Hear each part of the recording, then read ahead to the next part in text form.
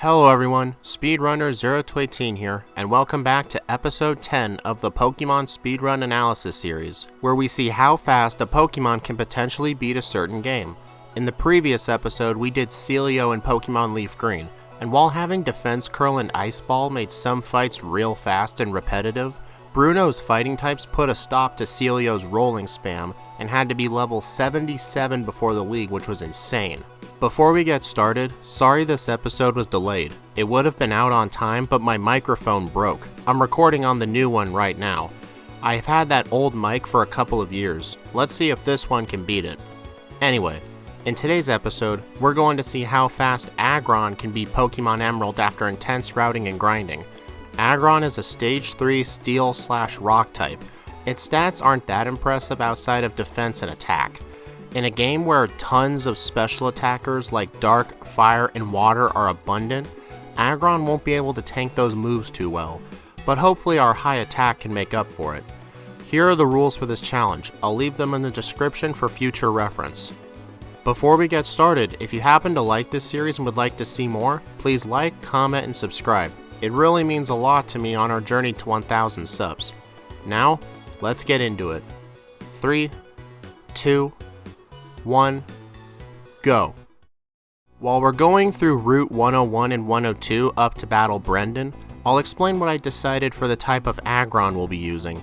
Not only does Aggron have maxed out IVs, but also I gave it the ability Rockhead, which prevents recoil damage.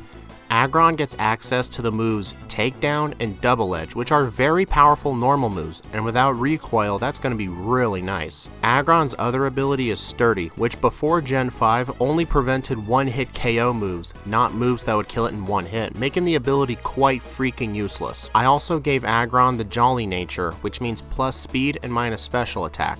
Aggron won't be using too many special moves, and I actually needed the extra speed for some later fights.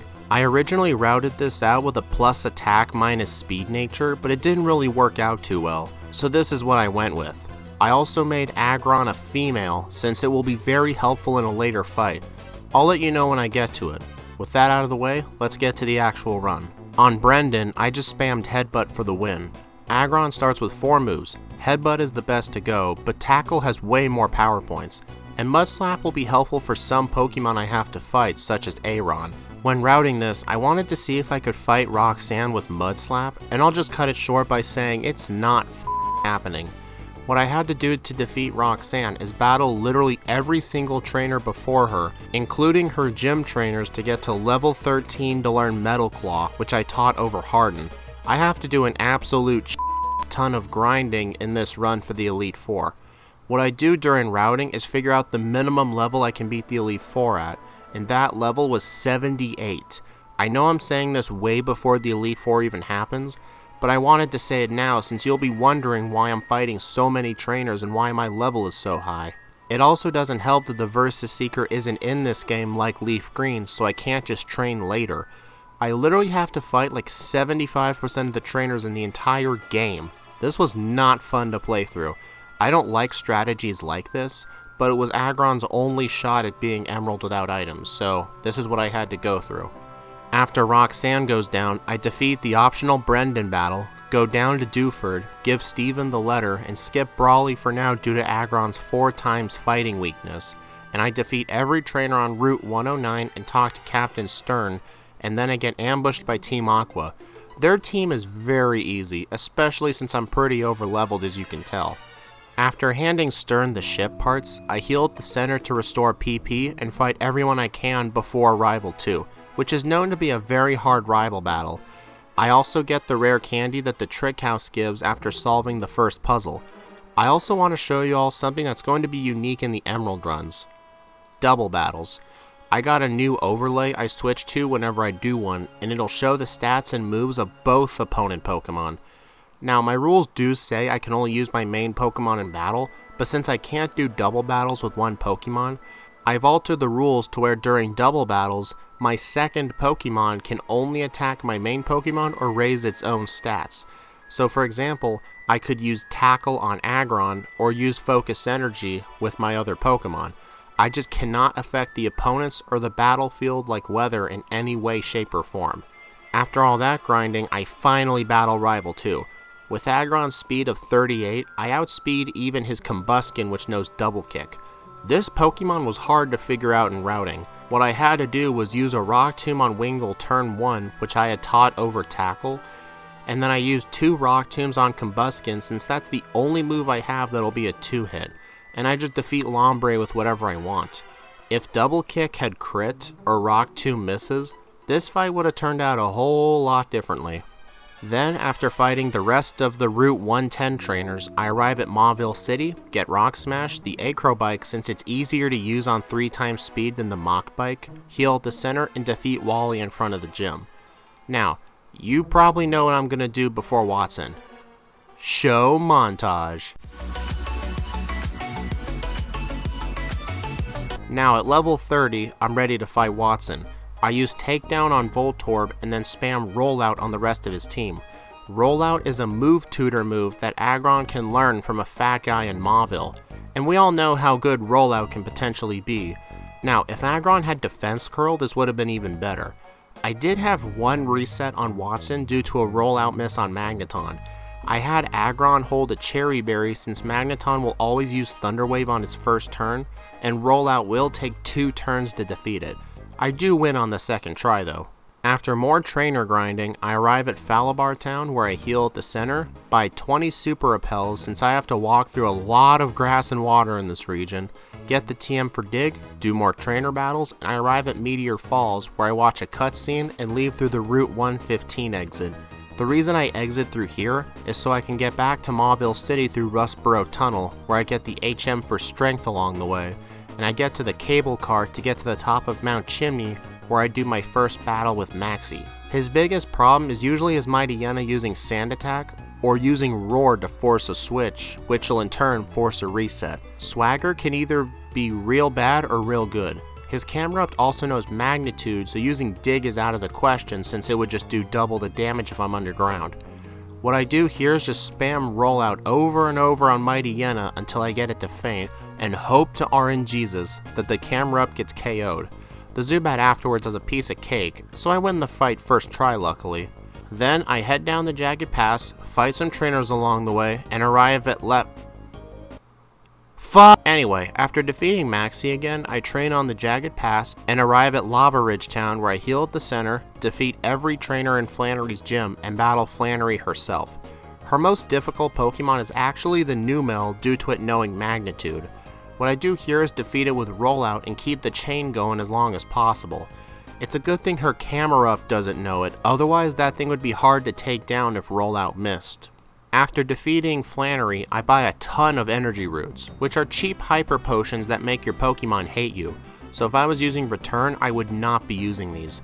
And I run all the way down to Briny on Route 109 to boat to Dewford Town, spam Takedown on Brawly's team, and I boat back to Slateport since I forgot to buy vitamins, in which I buy 5 zinc to boost special defense, and I go back to Petalburg City and enter Norman's gym. After defeating all of his trainers, I finally challenged Norman.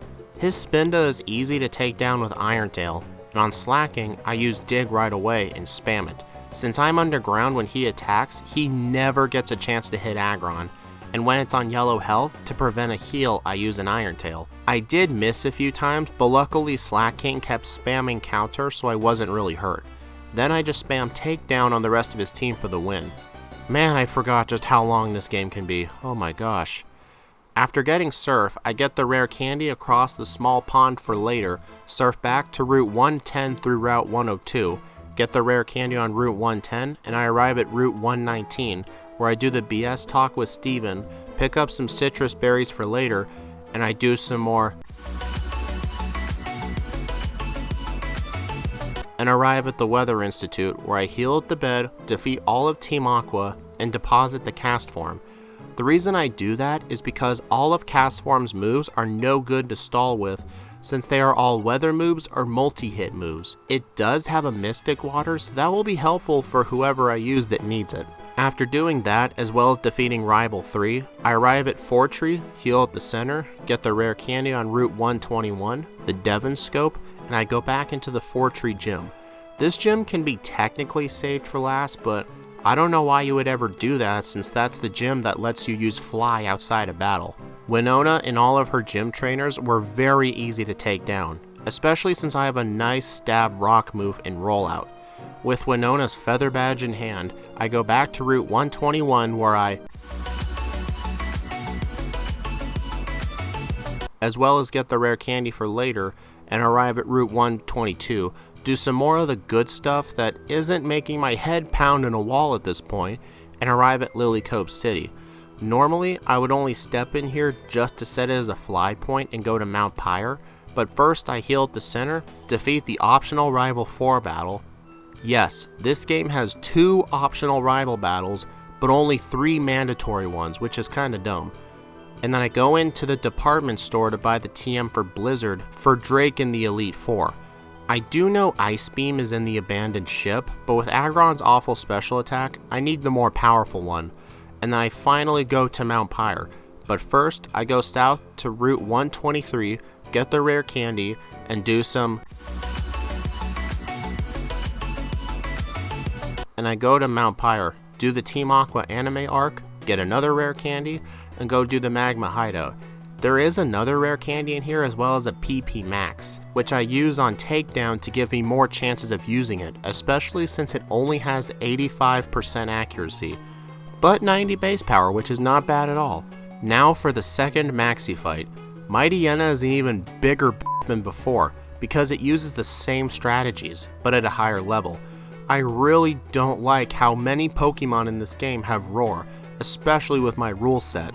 This fight does take a few tries, mainly due to rollout misses. I can't use Dig to KO Camerupt because it has Earthquake, which does double the damage if the opponent is underground. But this fight doesn't take me too many tries. After watching Archie take the submarine, it is now the Aqua hideout's turn. I do get the Master Ball in here for something. You'll see. With the hideout wiped out, I finally get to Moss Deep City, heal at the center, and fight Tate and Liza. The plan here is to spam Iron Tail on everything. Since Xatu doesn't pose much harm to Aggron, I focus all the attention on Claydol, Solrock, and Lunatone. When Xatu is the only one left, I take it down with Iron Tail. I really do not like how over-leveled I am here, but what can you do? Since this is taking way too long, let's just skip to the final Maxi battle. This is a multi-battle with Steven. The rules are I can only use Aggron in battle. I can't control what Metang does, so this is fine. I just spam takedown on whatever I want and the battle eventually works out. Steven also has 3 Pokemon, so even if Metang is KO'd, he's got 2 other mons to use. Now for the only Archie fight in the game. This guy isn't as hard as Maxi, mainly due to Sharpedo not having f***ing Earthquake. Now, I'm getting tired of just how much plot is in this game compared to Yellow or Leaf Green, so let's just skip straight to the next notable fight, which is going to be Juan after calming Groudon and Kyogre. On Juan, I defeat Love Disc with Takedown and then spam Rollout on his team. I also have to hope Rollout doesn't miss the Kingdra, otherwise Kingdra will make Double Team go BOOT and be a real pain to defeat, but luckily that doesn't happen and I win this fight first try. The plan here is to defeat trainers before the Pokemon League to get up to level 65 and go across the Hoenn region picking up rare candies I couldn't get before. Now, while my notes did say to grind to level 66, I did not want to grind anymore, so I opted to go for a rare candy in Granite Cave, but you need the Mach Bike to get to it, but getting it on 3 times speed is almost impossible. I keep failing at this section, but I was being really stubborn, so after an awful amount of resets, I finally get the rare candy, use all my rare candies to get to level 79, heal at the center, buy some full restores, and fight the final 5 trainers. Let's do this shit! On Sydney, we're back to the same old Mighty Yenna Maxi strats. What I do is use a single Iron Tail to take it down, use Double Edge on Crawdont, which Aggron learned at level 63 over Takedown, and then spam Iron Tail on the rest of his Pokemon. On Phoebe, I defeat her first Dusclops with Iron Tail, and then on her second one I just spam Rollout to take everything down with it. On Glacia, I teach Earthquake over Dig, which I got the TM for in the Seafloor Cavern, and then I spam Rollout on her team during a hailstorm. Man, I can't get over how cool those weather animations look. I didn't make the animations, I just put the HTML code together to make it show up during hail, which is pretty cool. On Drake, I taught Blizzard over Irontail, and then I spammed Double Edge on Shelgon and Kingdra. Getting hit with a rock tomb from Shelgon does not help at all. Huh, I guess I'm just that lucky right now. Interesting. Now, to the champion. This Wallace fight takes me a few tries, mainly due to bad RNG. What I do is have Attract, which I got the TM for in Verdendorf Town, over Blizzard, and rely on it to stall the opponents. This is why I wanted Aggron to be female, since all of Wallace's Pokemon are males. The main problem with this Wallace fight is that the only move I have that can KO his Whiscash is a turn 5 rollout. So it was a lot of work finding the best part to use my first rollout. The moment I used it for the first time is when the Gyarados is at half health, and then, assuming I don't get a miss, I can outspeed all of his Pokemon and I get 2 hits on Whiscash. But since I'm near full health, even if it did hit me, I'd most likely be fine. And I finally beat Pokemon Emerald with a real time of 2 hours, 52 minutes, and 18 seconds with 25 resets, most of them due to Granite Cave, and a game time at the Hall of Fame of 7 hours and 50 minutes. I'm just gonna say this now, this run was not fun at all. I've said this a million times. I hate strategies that rely on over-leveling. But Aggron didn't really give me a choice. I wonder how good Aggron can do in Leaf Green, but that'll have to wait for when I get to it one day. I hope you enjoyed this episode of the Pokemon Speedrun Analysis series. Next episode we do Pokemon Yellow with Poliwrath. I used a random number generator to decide this, but I forgot to record it. Oops. Anyway, please like, comment, subscribe if you want to see more. Thank y'all for watching, and I'll see you in the next speedrun.